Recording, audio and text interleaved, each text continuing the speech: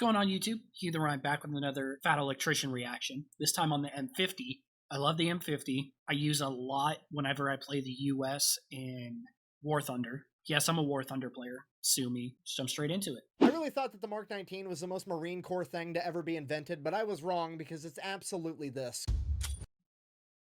I don't know. Just slinging grenades. I mean, yeah, the M50, it's... You strap 6 bazookas to a tank, but still. Today we're talking about the M50 Ontos, aka The Thing. I love the name for it, The Thing. I will say The Thing is my favorite horror movie, though.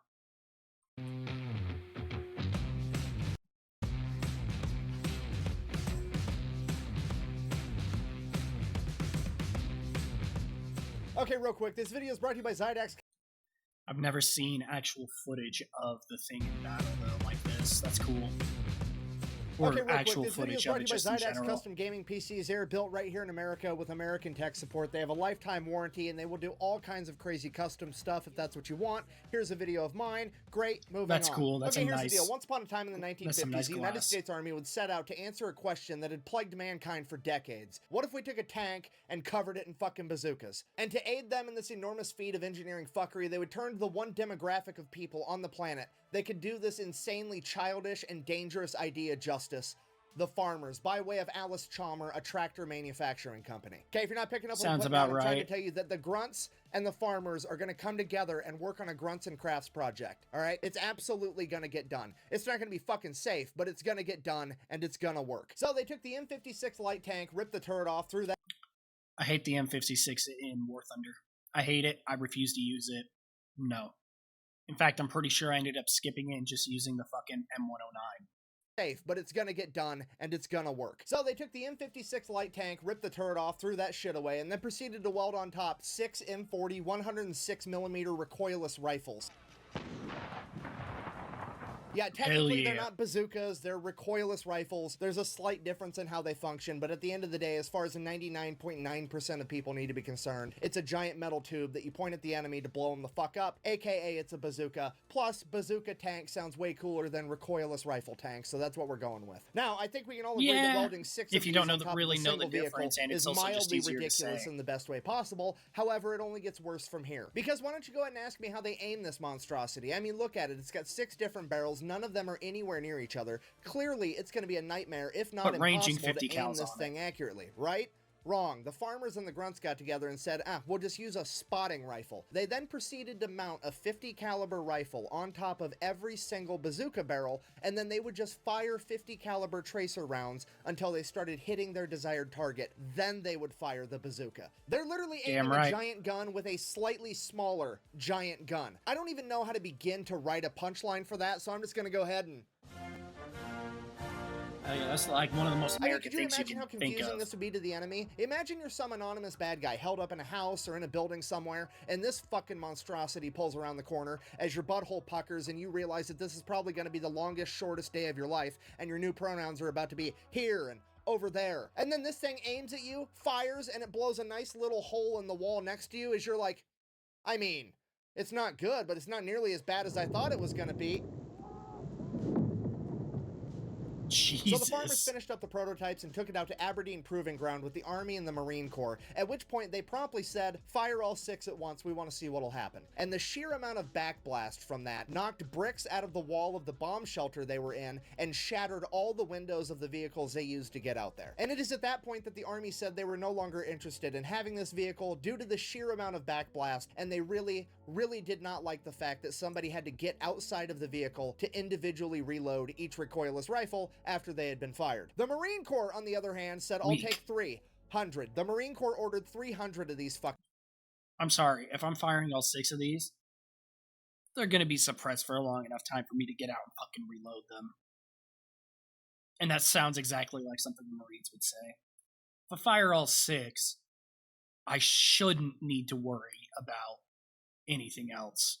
fucking things, which is terrifying to think about. I mean, to be honest, and it pains me to say this, but as far as logic goes, I actually have to side with the Marines on this one. The Army's over here bitching like, oh, you could get shot at while you're trying to reload. And the Marine Corps is like, we've been getting fucking shot at since 1775 without a bazooka tank. Imagine how much fun it's gonna be with a bazooka tank. And I mean, to be fair, what the fuck is gonna be left to shoot at you after you shoot the first 6 gigantic bazookas that general direction? There it Even is. if somebody was still alive and they did have big enough balls to pop their head up to try to shoot at you while you're reloading, you still get to shoot at them with your spotting 50 caliber fucking rifles and the 1930 caliber machine gun on it. Like, it's a win-win. And I know what you're all thinking, but how did it perform in real life and not just on the chalkboard? Thank you so much for asking. It was first deployed in 1964 to the Dominican Republic during Operation Powerback, where it promptly destroyed both the tanks that they ran across, that being the AMX-13 and an L-60. And then after that issue was resolved, all 300 of them were promptly sent to Vietnam. Okay, here's the kicker with that. There was no established battle doctrine for this weapon. There's no rules, there's no standard operating procedures, and there was no Marine Corps MOS that was designated as being responsible for this weapon. They're just meaning a thing. There's no one guy that's like the expert. They literally took 300 of these fucking monstrosities, gave them to the Marine Corps, and said, here's your bazooka chariot, kids, have fun. Shit got out of hand. Bah! You're so dumb. If you knew anything, you'd know that during the Vietnam War, the Viet Cong had virtually no tanks, meaning that a tank destroyer like this would be virtually useless. Bah! Yeah, no. High explosive exists for a fucking reason. Not quite. Ladies and gentlemen, I present to you the Beehive round, aka the Flechette round. Each one of these had 10,000 hardened steel darts inside of them, and when fired, they went fucking everywhere. And this weapons platform can fire 6 of them at a time. I'm going to assume it's along the same thought process as the ones that Cobras or whatever, not Apaches, Cobras. I'm assuming it's the same process that Cobras were used in Vietnam, of where let's make an explosive that just shoots out a shitload of fletch, so that way you can get through the canopy and whatnot.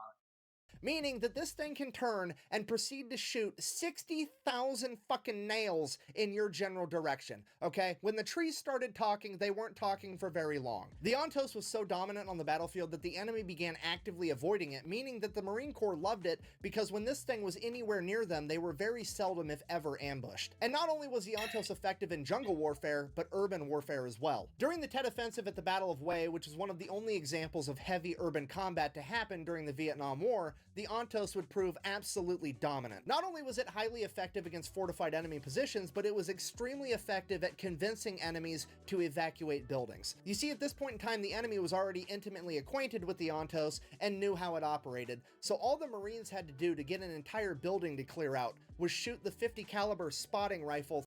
This makes me unreasonably happy. I love that. Through the window a couple times, and all of the enemies would, and I quote, scurry out of the building like rats when you turn the lights on, because they knew what was going to come next after that 50 caliber round. Unfortunately, the original 300 M50 Ontoses would be the only ones ever created, and after the Vietnam War, the remaining ones would all be turned over to the US Army, where they would be decommissioned, stripped down, and sold off to construction companies as tracked vehicles. Luckily, however, some of them did make their way into museums where their legacy is still preserved today. In conclusion, in the 1950s, a bunch of farmers in the United States Marine Corps came together to work on a grunts and crafts project, and what they created was so childish, so ridiculous, and so devastatingly effective that it could only be characterized as the thing. Thank you for watching. Best way to support the channel is go buy some merch at thefatelectrician.com. Quack bang out. I wonder if I can fit a bazooka tank in here. Nice and short. I loved it. That was a nice and short video. I absolutely loved it. I love the M50. Yeah, make sure you check out Fat Electrician. I'm going to assume because you're on my channel that you've seen his. So yeah, check him out. See y'all later. Leave a comment down below on what else you'd like me to watch. Take care of yourselves. I bought a million option of the second I stop doing the grim and I rock arenas, bringing the piss and mobbing the pack in the car, pretending I got all the eyes on me. Got a bad baby, it's just in the band. Too many people other than me that's seeking attention. When they want me, but the groove is man, I should at least stand. And the smell of the money must